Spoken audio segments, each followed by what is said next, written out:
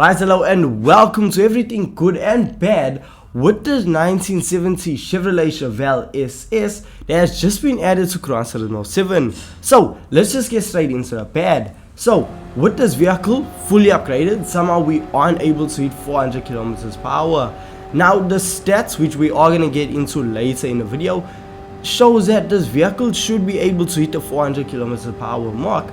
But even with extensive tuning, the max you can really get it up to is 370 kilometers per hour before you really need to start slipstreaming and adding nitrous to just help it get towards the 400 mark. But quite a lot of people have been struggling to do so.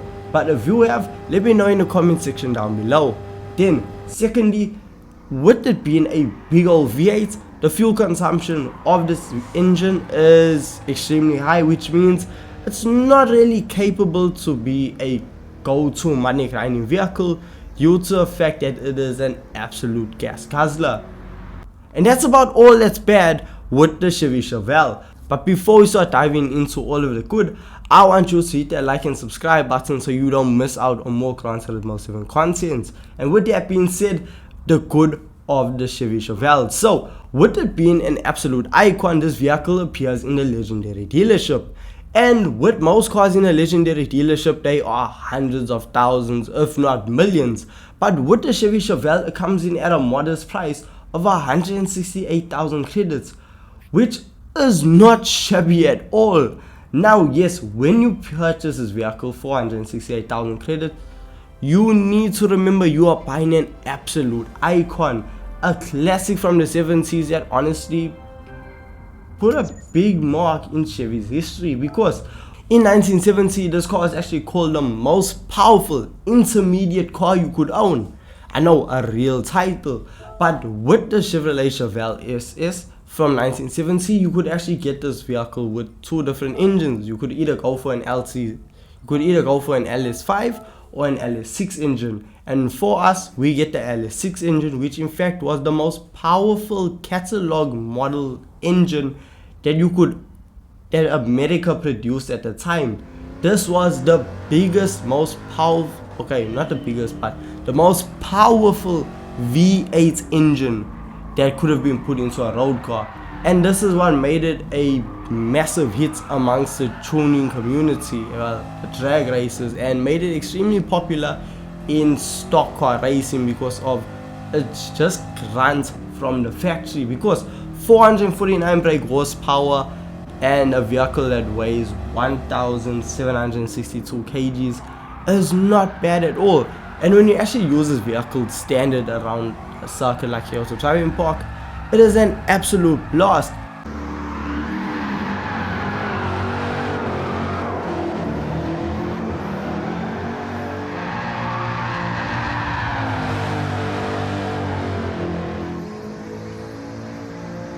And in my opinion, it's actually a lot more fun to use compared to the other two cars that we got in this month's updates, which is the Feeler as well as the Skoda prototype,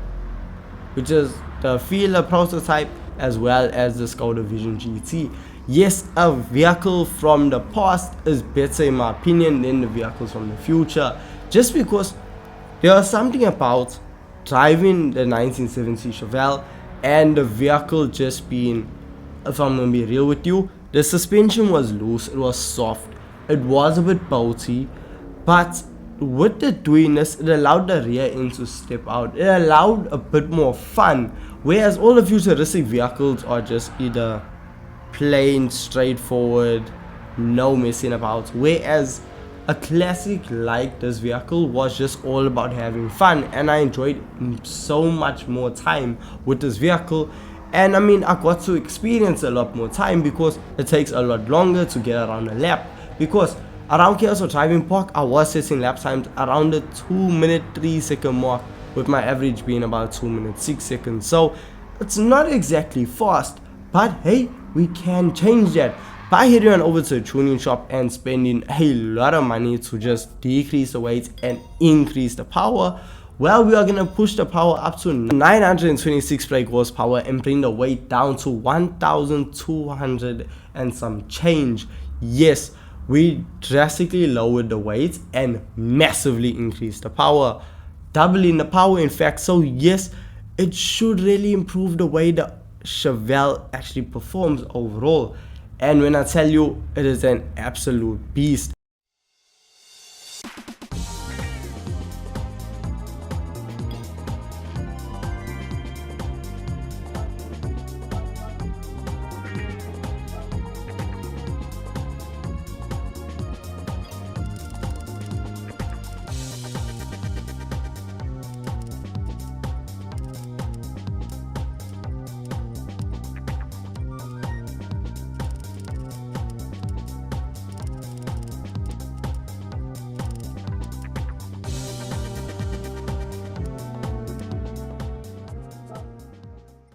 And this might actually be my new favorite classic muscle car, because when it comes to upgrading muscle cars to this level, they can get a bit sketchy, because it almost feels as if, okay, these classic muscle cars cannot handle this level of power.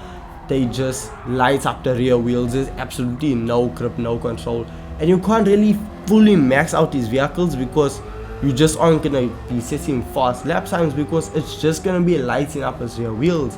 However, that's just not the case with the Chevelle SS. This vehicle, with it having over 900 horsepower, being rather lightweight on racing softs, decent amounts of downforce, the car had grip. Yes, okay, there were a few moments where I had to catch the car when it started slipping out, but overall it was decent. I mean, you can expect you needing to adjust the vehicle of any type at that power level. Yes, the Chevelle SS is honestly such a fun vehicle to use, and around Chaos Driving Park I was actually able to set lap times around the 1 minute 35 second mark, which is a competitive time. And if you're a race or whatever event you are going to want to use the Chevelle in, as long as there's no fuel consumption, you're good to go. It's a decent consideration. I mean, if you have American focused events that are front engine rear wheel drive, you can actually use the Chevelle and enjoy the Chevelle at it being fully upgraded. At no point in time that I think, you know what, this needs more power, or this could do a little less power. In my eyes, this was the ideal amount of power, and it handled incredibly well. That's why I was a bit thrown off to see that, okay, we weren't able to do 400, because I don't know, it just feels like the car can go so much faster, but it's almost like it's being restricted.